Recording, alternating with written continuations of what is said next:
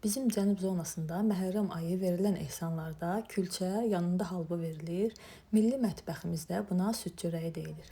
Xəmiri hazırlamaq üçün ələnmiş una, duz, şəkər tozu, sarı kök töküb qarışdırıram.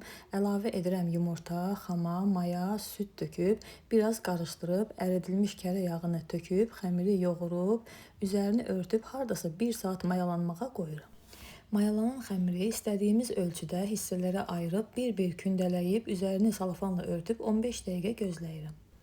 Kündəyə düşən külçələri əlimlə bir-bir istədiyimiz formada yasladıb soba listinə yığıram. Yenə üzərini örtüb 20 dəqiqə gözləyirəm. Son olaraq külçələrin üzərinə yumurta sarısı çəkib, öncədən isidilmiş sobada alt-üst rejimdə 170 dərəcədə 30-35 dəqiqə bişirdim mən.